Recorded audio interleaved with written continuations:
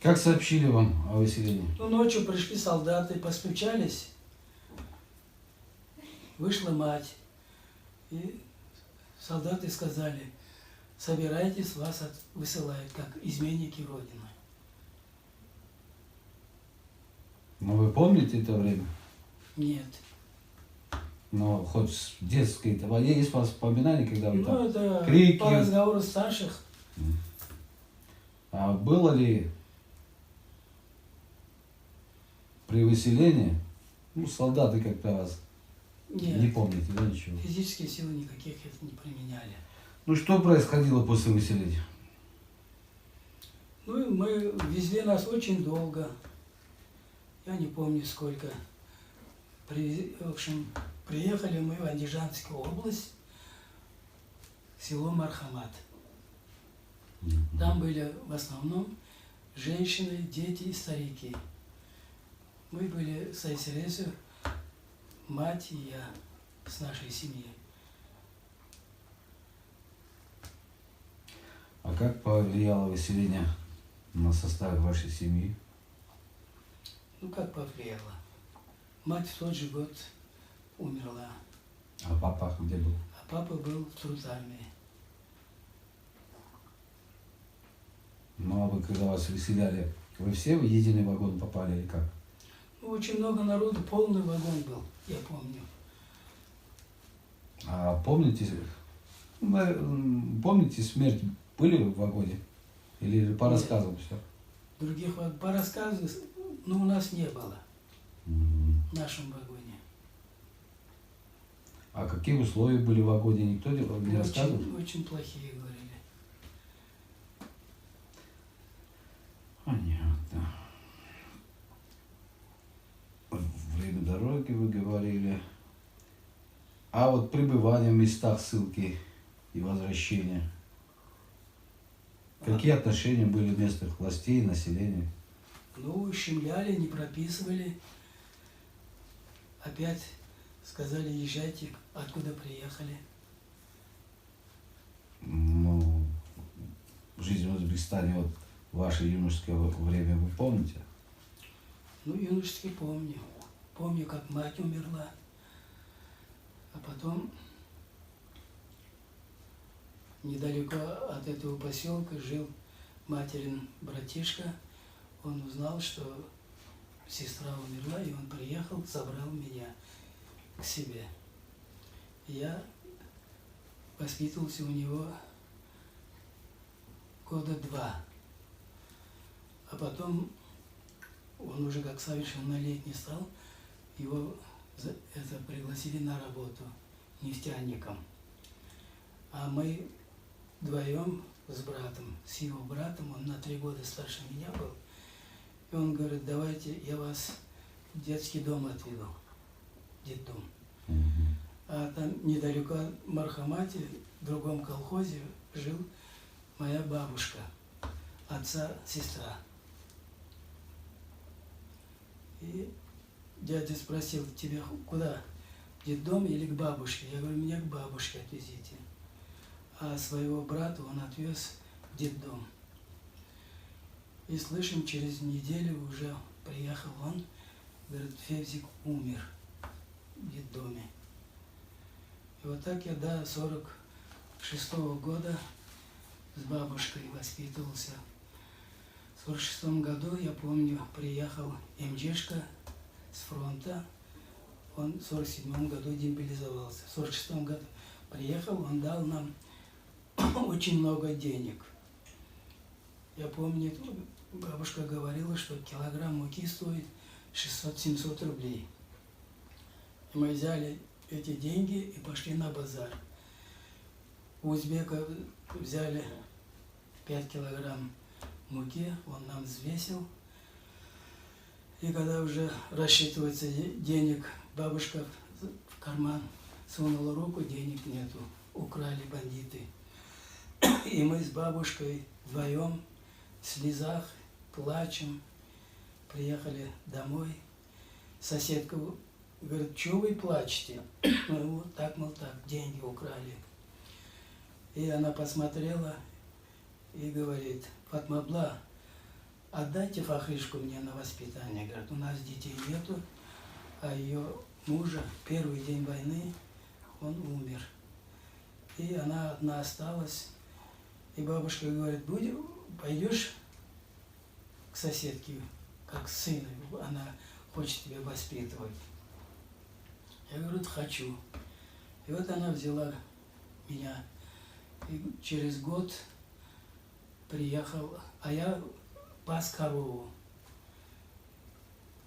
Иду с коровой в руках, веревка завязана в спине, иду по дороге.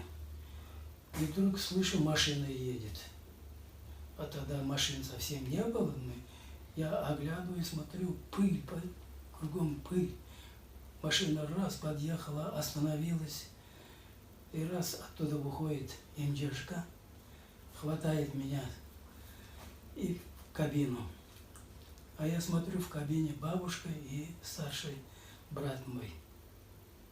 И вот так нас повезли в город Маргилан, Ферганскую область.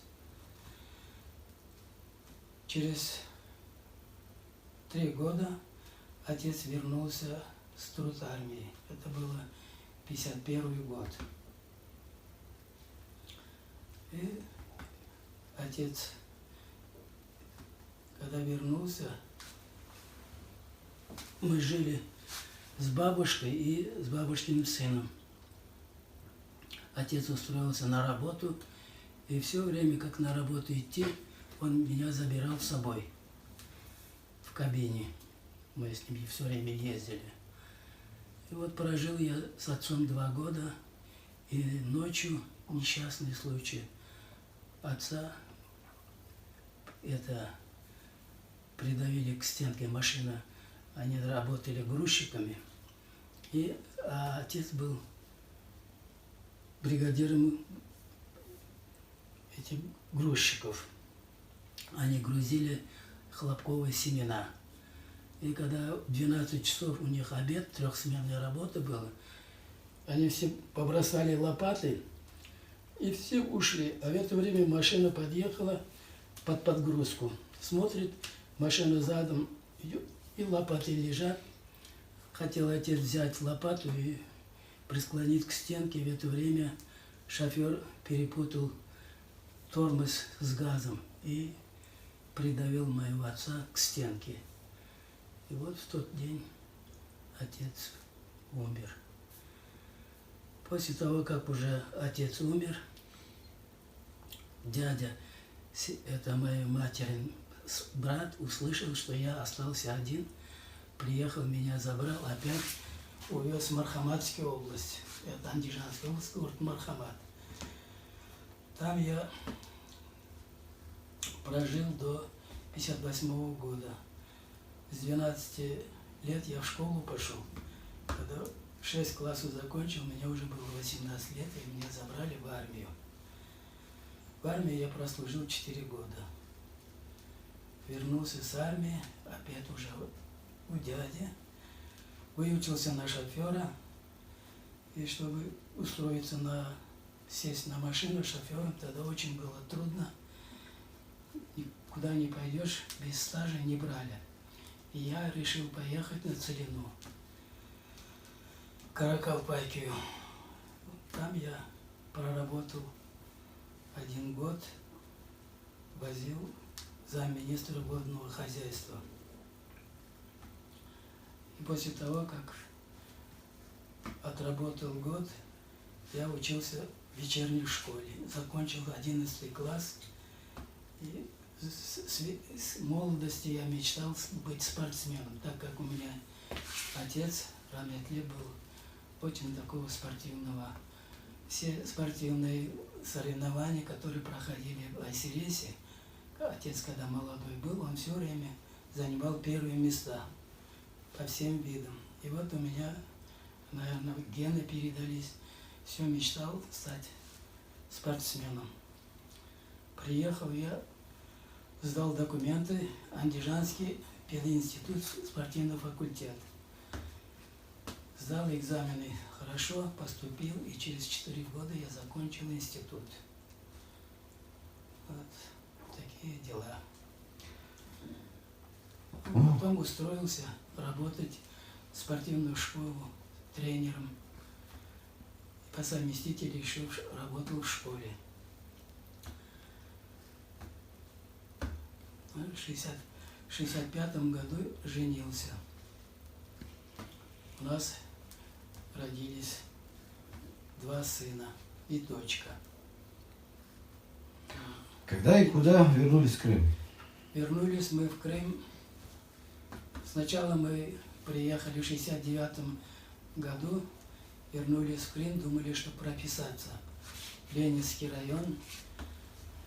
Но нас там не прописали, сказали, езжайте опять туда, откуда приехали. И мы вынуждены были переехать на Северный Кавказ. Это город Анапа, Кубань. Кубань.